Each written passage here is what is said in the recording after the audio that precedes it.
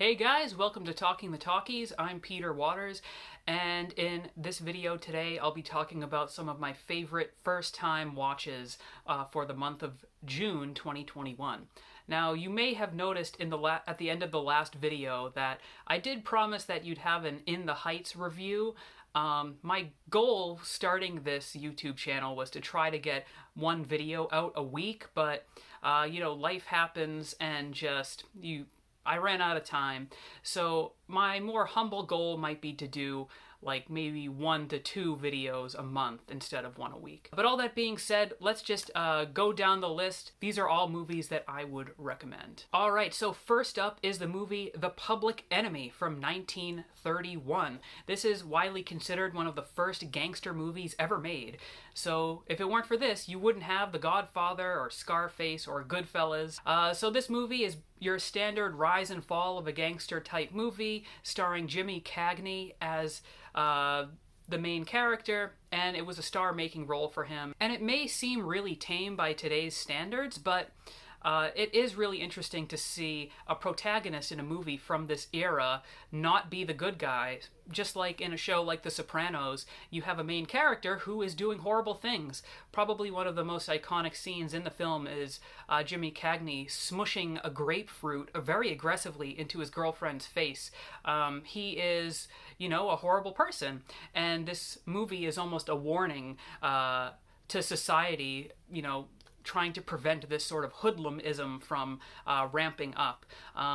So it is really interesting from a historical perspective, and while it may appear dated, definitely worth watching for gangster movie fans and film history fans. Next up is a movie called The Heiress. Now, this is a Victorian Gothic romance type movie starring Olivia de Havilland, and de Havilland recently passed away last year. And this movie she won her second Oscar for.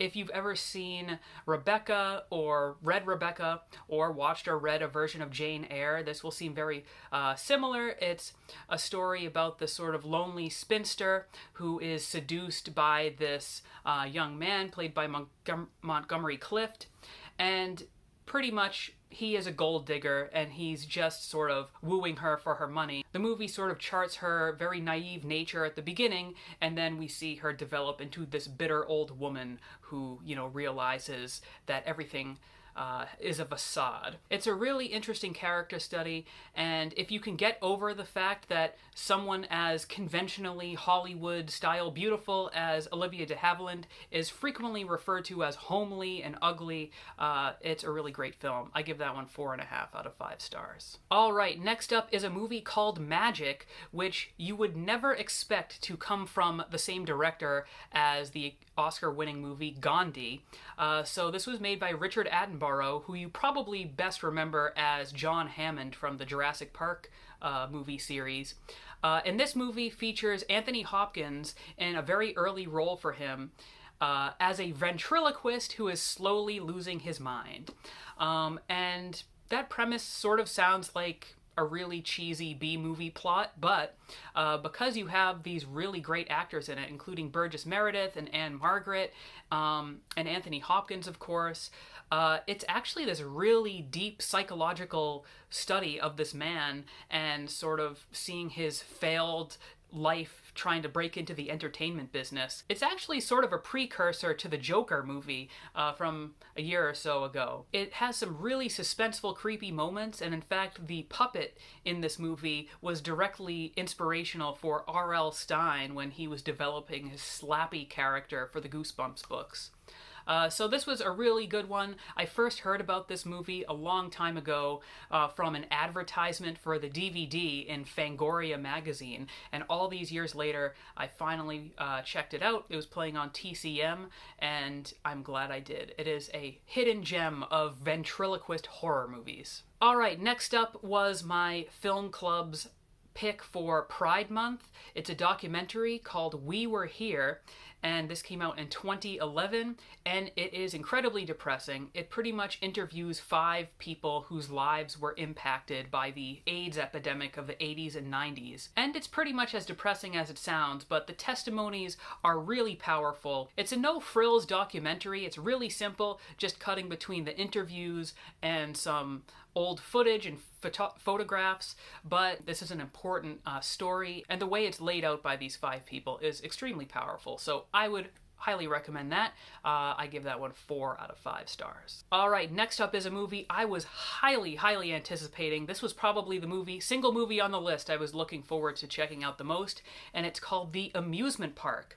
Now, this is a movie directed by George Romero, and yet it was just released this June. So why is that? Pretty much, this was made originally in the 70s, the early 70s. Romero, who is pretty much widely known as the father of the zombie film. He made movies like Night of the Living Dead and Dawn of the Dead, which pretty much invented the modern zombie film. He was hired by the Lutheran Society of Pennsylvania, and he was tasked with creating a public service announcement talking about elder abuse and things like that. And what he turned into the Lutheran Society is not exactly what they expected, and they were not happy with it. As you might expect from the father of the zombie movie, the amusement park is pretty much a man's slow descent into madness, and it is this surreal, nightmarish vision of this older gentleman who is basically wandering around this amusement park, but all of the attractions and rides and all the different areas represent different sort of inner fears that the elderly might experience, like people not taking you seriously or fears of abandonment. It plays with all of these sort of inner fears in this warped carnival of nightmares. And it's really short, it's under an hour, and weirdly enough, I think this might be one of the best movies Romero ever made, at least beside his original 3 zombie movies. I would put this one right up there with the other ones. It has a really strong social commentary, and it's very creepy in tone. I would highly recommend checking this out if you're into horror movies. This is the definition of a hidden gem movie, and thanks to the streaming app Shudder, it is finally available for people to see. So I would highly recommend that one. I give it 4 out of 5 stars. All right, next up is the movie I was planning to do a whole video on, but I'm just going to include in this segment here. This is the latest movie adaptation of Lin-Manuel Miranda's musical In the Heights. So this was the musical that Lin-Manuel Miranda won the Tony for before he would go on to make Hamilton and win all sorts of awards for that. And so this one takes place in the neighborhood he actually grew up in Washington Heights in New York City. And pretty much it's sort of a few days in the life of a handful of the neighbors there.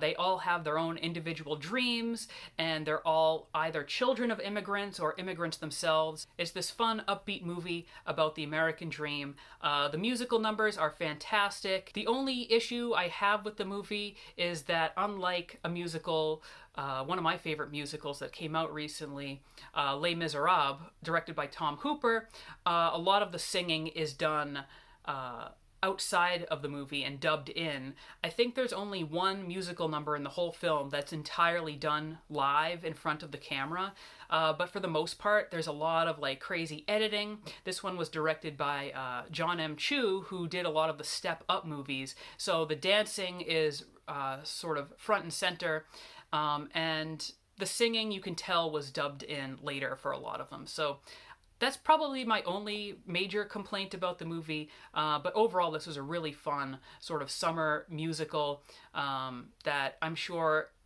members of the Latino community are really going to enjoy seeing all sorts of representation from their cultures in the film. So I give that one 3.5 out of 5 stars. And also, on top of that, I also watched this movie called In the Heights, Chasing Broadway Dreams, which is now available to watch. It's streaming on YouTube currently. I don't know if it's supposed to be on there, but you can watch it on YouTube. And pretty much this is a behind-the-scenes making of the Broadway musical itself, so before the movie. And that also provided some really interesting insights, and I was able to see snippets of what it looked like on stage, so that was kind of interesting to see how it compared to the movie. All right, next up is a sequel to the classic movie The Fly by David Cronenberg, the sort of gory science fiction horror masterpiece. This one's The Fly 2. This one I had put off for a long time watching. I had heard mostly bad things about it. It stars Eric Stoltz as the son of the Fly.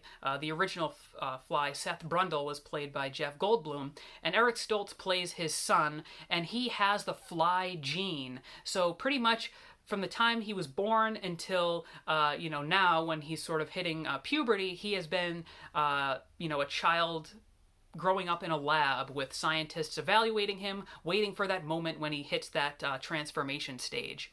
And because he has the Fly gene, he's rapidly aging. So there's like a surreal moment where he's blowing out candles, and it's his 5th birthday, and he looks like Eric Stoltz in the movie. I can understand why people might not like it in comparison to the first one. The first one is an untouchable masterpiece, but I really liked this sequel as well. It had a very Flowers for Algernon type vibe where you really feel bad for these people involved in these medical experiments. And there's one really sort of messed up, touching scene involving a dog who didn't quite make the transformation very well in the teleportation pods. So this movie, if you're into horror, into sort of gory creature features, it's really entertaining, but, it doesn't really hold a candle to the first one. I still give it 3.5 out of 5 stars, though. Next up is an HBO miniseries called Mare of Easttown. Now, this is pretty much the latest sort of true detective type murder mystery story from HBO. It stars Kate Winslet as this small town detective trying to figure out who is murdering all these young girls. And it's kind of this generic thriller, but really it is the Kate Winslet show. She delivers an amazing performance, one of her best performances ever, and pretty much if you want to see really high-class acting and, this entertaining sort of predictable, yes, but still entertaining murder mystery, I highly recommend Mare of Easttown. I give that one 3.5 out of 5 stars. All right, the next movie is called Saint Maud, and this one is my pick of the month. This is a movie that hit the festival circuit and made big waves, but finally was released to streaming earlier this month. And it's pretty unbelievable considering that this is the debut movie of Rose Glass. She had directed some short films before this, but this is her feature film debut, and it's this really twisted, dark, psychological horror movie about this nurse who shows up to take care of this former dancer. And the nurse is like really religious, and she is slowly trying to convert the woman she's in the hospice care of to her viewpoint. But this ex-dancer, she, lived this debaucherous life, and she continues to do things that the nurse disapproves of. And the nurse starts to get jealous, and you can tell she's maybe even repressing some feelings she has for the dancer. And basically, it just is a slow descent into madness. I think that's sort of a theme with a lot of the movies I watch. What can I say? I enjoy watching people slowly descend into madness. It's just entertaining. So Saint Maud, I highly recommend it. It's very twisted, and it has one of the most powerful, disturbing endings to a horror film I've seen in a very long time. So if you can handle it, if you want to push yourself to watch something genuinely creepy, I highly recommend Saint Maud. Again, it's my pick of the month. All right, next up is another horror movie. This one fits more into the schlocky, fun type horror movies than the outright disturbing ones.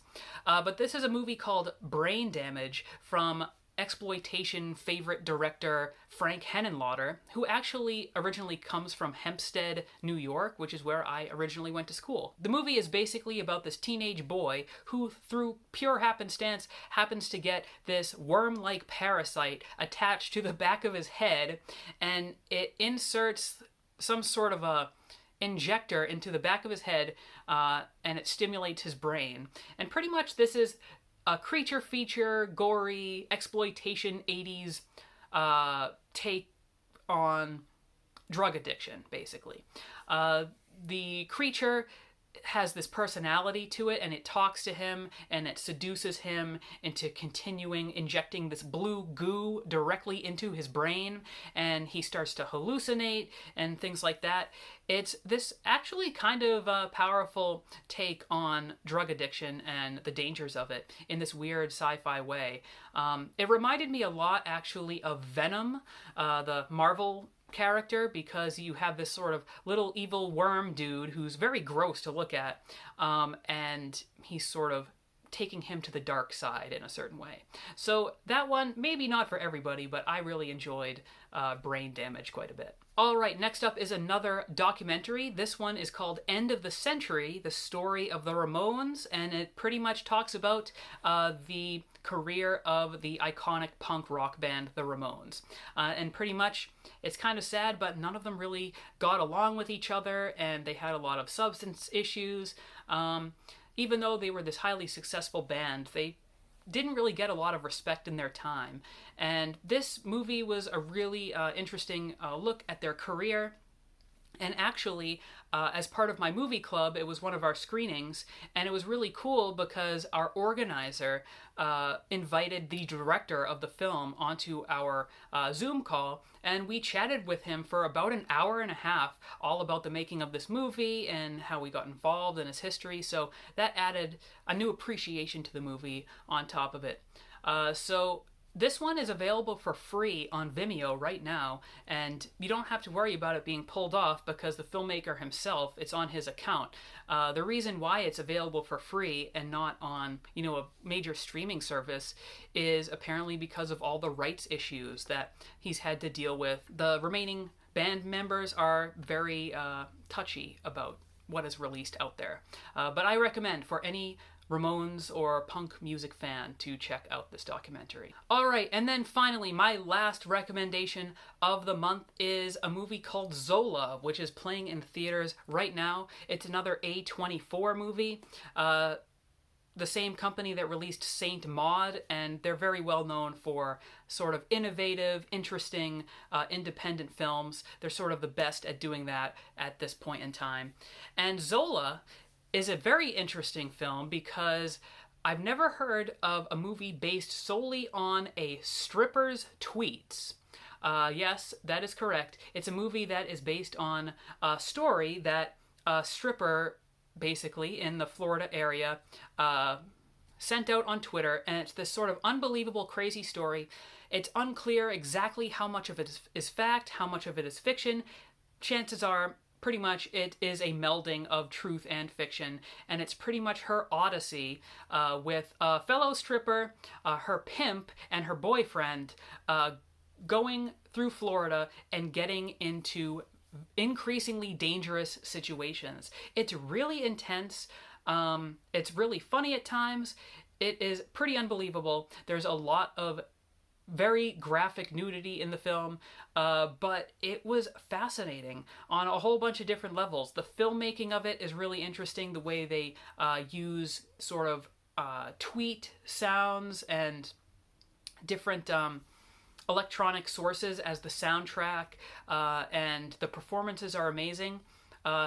Coleman Domingo plays the pimp in the film, and he is really intense. He's probably one of the best villain characters I've seen in a movie this year. He will switch between like a normal American accent, but then when he gets really angry, he like switches over to his Nigerian accent, like where he's from, and he'll just snap all of a sudden. Anything will set him off. So I was really tense throughout this whole movie. It's really, really good. And I highly recommend it. It may not be for everyone. It is a very graphic tale, but if you're into movies like I, Tonya or Goodfellas, which are sort of told from unreliable narrators reflecting on sort of controversial stories, it is a fascinating film. So there you have it. Those are all of my picks that I recommend that I watched for the first time in June of 2021. Hope you guys enjoyed this video. If you liked it, give it a thumbs up. And if you want to keep seeing more of this, definitely subscribe to my channel. And until next time, I will see you later.